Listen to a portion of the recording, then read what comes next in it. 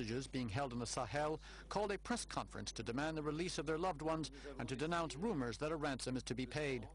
The hostages, working in Niger for the French company Arriva and its subsidiaries, were kidnapped on September 16, 2010 by members of Al-Qaeda of the Islamic Maghreb.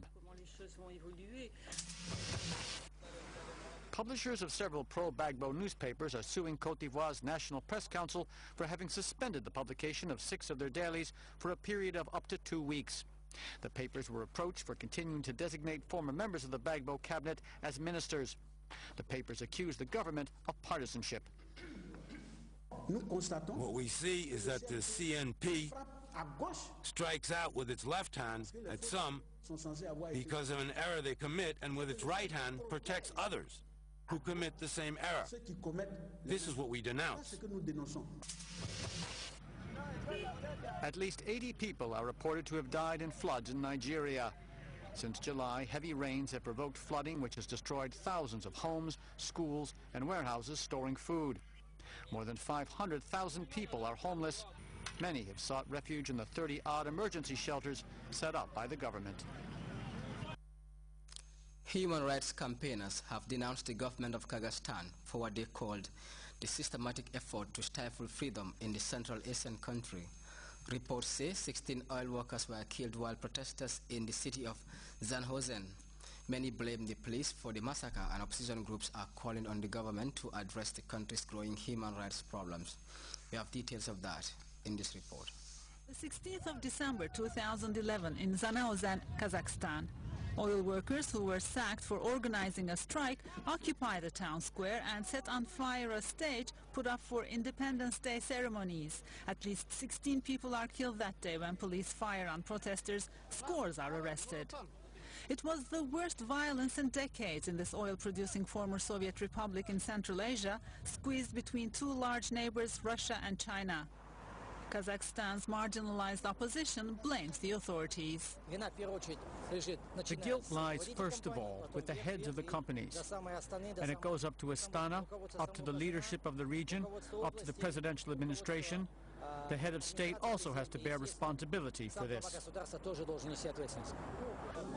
The protesters arrested in Zhanaozen were put on trial in June, a trial in which the defendants were kept in a glass cage while their families were in pure anguish. That trial brought the country's laws on right to free speech and assembly to international limelight. Once the workers went on strike, we also saw how the companies and the government attempted to break these strikes, in some cases by force, and including by punishing the organizers of the strikes, or people they believed who had organized the strikes, by imprisoning them unlawfully. The authorities, worried about the country's reputation, argue that this observation is biased. Journalism was a good lesson which we have taken note of, and I'm very much optimistic that there would be no such events anymore in one country. Oil workers are not convinced. They say the government is simply not listening to them. Kazakh means free spirit, and it seems these Kazakhs in the country's leading economic sector are determined to make lots of noise until they obtain their rights and freedoms. The United States has dispatched teams of Marines to Sudan and Yemen in addition to Libya to bolster security at its diplomatic posts. The move comes as Libyan authorities announced the arrest of more suspects over Tuesday's attack on the U.S. consulate in Benghazi. The attack, of course, killed the U.S. ambassador and 3 other Americans. CNN's Our Damon takes us inside the compound. Amid the ash, soot, and debris, remnants of a life that was, and what it meant to those stationed here. Scrawled on this sheet, Libya is so important. Traces of blood stain the walls. What is now a blackened ruin was a pleasant compound in an upscale Benghazi neighborhood. Libyan officials say Tuesday night's attack was planned by Islamist militants and quickly overwhelmed the Libyan and American guards. The compound's first line of defense easily breached.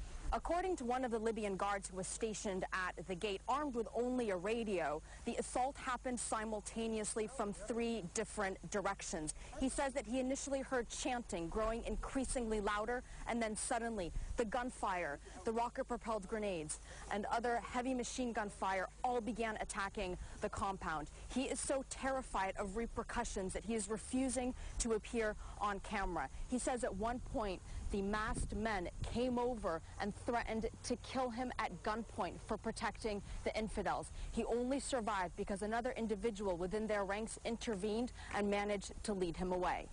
A rocket-propelled grenade took out the power and set the main residence on fire. Here, the bedroom where U.S. Ambassador Chris Stevens stayed, part of a small suite. We are told this is where the ambassador, after being separated from his guards in the chaos, smoke, and darkness, died of smoke inhalation. What we're being told is that the ambassador's security detail brought him into this location, shutting the door, trying to ensure his safety. And then we were being told that when the situation finally calmed down, the ambassador's body was then taken out through this window by a group of Libyans. Other consulate staff were evacuated to what was supposed to be a safe house, but then it too was targeted. That's where 2 more Americans died. Libya's government has vowed to bring the perpetrators to justice, but the country's president touring the site admitted that would be difficult. We'll do our utmost, whether we'll succeed or not. God help us, but we expect help from our friends. Currently, you're not capable. Currently, you cannot control these groups. Currently. You are not far from the truth. The question is whether the United States underestimated the threat from hostile groups here. One Libyan security official told me that he met with American officials in Benghazi 3 days before the attack took place. He says he warned them, not for the first time, that security in Benghazi was deteriorating. He said, quote, "We told the Americans the situation was frightening. It scares us." The ambassador, too, seems to have been aware of the general threat from Islamist militants, but no one anticipated the terrible violence that would take his life and the life of 3 other Americans on Tuesday night. Arwa Damon, CNN, Benghazi, Libya. We'll go for another break. We'll be back in a moment. Grts introduces a brand new show, Buddies Night Out, the show for you and your friends to win fabulous prizes. But you win only if you answer questions we ask you correctly. To be part of the show, you should know the numbers by now. Type BUDDIES, Buddies, to your favorite network, AfriCell 20 200, QCell 30 300, Chromium 60 600, and Gamcell or 9990909. And we will call you back. Make sure you have 4 friends ready to participate. Talk to you soon.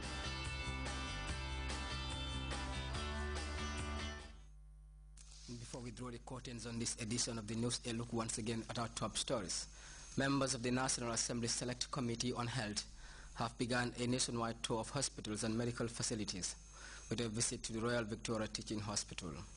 Officials of Corendon Airlines have completed their visit to the Gambia as the country gears up for the forthcoming tourist season. Rain-induced floods have inundated much of Nigeria, leaving in its wake many deaths and destruction. And the United States has dispatched Marines to Sudan, Yemen, and Libya as violent anti-American riots spread across the Arab world. We remind that you can follow our stories and other GRTS programs on GRTS Radio Live on our website at www.grts.gm. That's all in this edition of the Midday News. Thanks for your time and stay tuned to GRTS and enjoy the rest of our programs. From me, Farmer Papa.